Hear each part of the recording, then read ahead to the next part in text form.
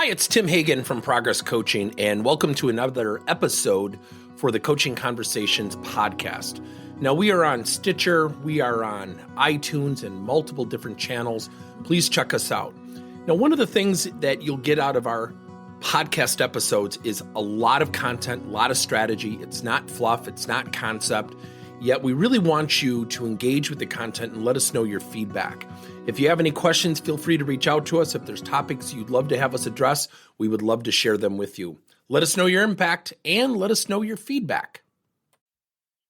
When you think about coaching in today's world, we're hearing things about artificial intelligence.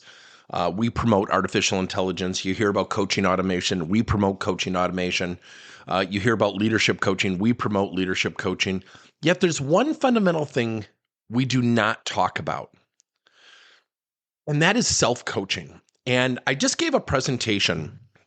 My degree at University of Wisconsin-Milwaukee, I completed half my master's, and it's with an emphasis on self-directed learning. And when you think about self-coaching, really being honest, asking yourself questions. It sounds dumb, right? Think about self-coaching. Like, what did I accomplish today? What could I have improved? What did I learn? What feedback do I need to ask for? It starts with asking yourself questions. Here's the problem with self-coaching, yet here's the value of self-coaching. We have barriers. I'm going to give you the most fundamental example. When I would work with sales teams, and I used to do sales training many years ago, I hated it because the wall in front of a salesperson, not all salesperson people, I'm a salesperson, yet what we have in front of us is this wall. And it's resistance. I don't want to look at things that make me aware of my inadequacies. You know why? Because sales is tough enough, and it is. It's filled with a lot of rejection, a lot of no's. So when you think about coaching, and you think about the number one thing that people lack, and that's self-awareness. Tasha Yerkes got a great book, Insights, New York Times bestseller. She's a PhD industrial psychologist. And she said, in her survey, 95% of the people said, yes, I'm highly self-aware. When she tested them, only 10% were. That means 85% of us are fooling ourselves. We all have blind spots. So when we get feedback, what do? We typically have an emotional response of dismissing that feedback because we don't agree with it. We don't open ourselves up. That's why self-coaching can be powerful. So when I was doing this presentation, I had an executive say to me, he said, but what if somebody doesn't want to do this? This sounds great in theory. I said, you're right. We can be our greatest advocate or our greatest enemy.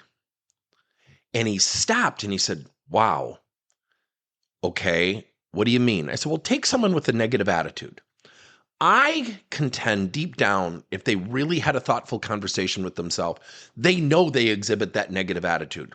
But when was the last time someone knocked on your door and said, boss, I'm going to kind of undermine you this week, and I'm going to really talk behind my teammates' backs? The whole room started to laugh. And I said, I know it's humorous, but think about what I just said. Do people really do that? They don't want to admit it. They don't want to have that conversation. They sure as heck don't want to be told that they have a negative attitude. When was the last time you told somebody you have a negative attitude? That person goes, oh, thank you. I was wondering what my problem was. No. They nod and they can't wait for that conversation to be over. What's at the forefront of that? Self-awareness. The ability to be honest with yourself. Now, let me give you another parallel. During the pandemic, something magical happened to our company. I had been using Zoom for years, and I knew about breakout rooms. All of a sudden, people became more inclined to do practice and coaching sessions if I put them in a breakout room versus in a workshop with 30 other people. Why? Because they're not within earshot of their boss or their boss's boss. It's a much more comfortable place. Why? It's private. That's what self-coaching provides. What we have to do is frame out self-coaching. We have to give people questions to ask themselves and for lack of better description, record and or journal. And then really give them time to reflect. And through time, People can become honest with themselves. Yet in the moment, we have triggers, well-built resistance triggers made of steel. You got a negative attitude. Could you give me a situation? We don't want a situation. We want something we can rebuttal so we can make that feedback go away. That way I don't have to look at myself. So think about structuring a self-coaching system. Here are 3 questions I'd love to have you adopt.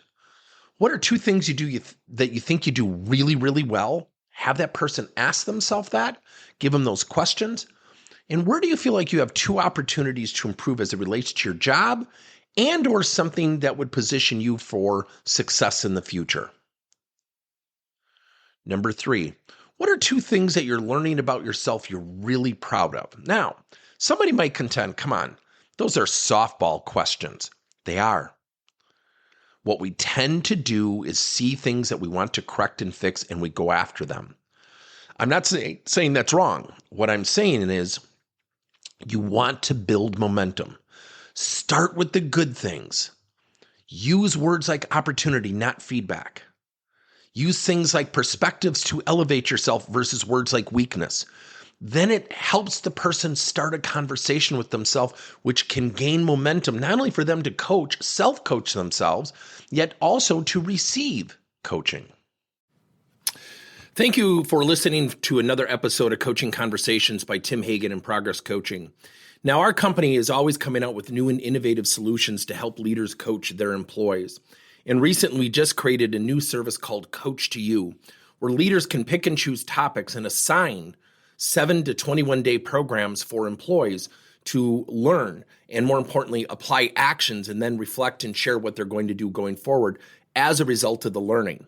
It's called Coach to You. We're literally bringing coaching to your employees. If you're intrigued, we'll have a link in each one of our episodes where you can get more information. And again, thank you so much for listening to another episode.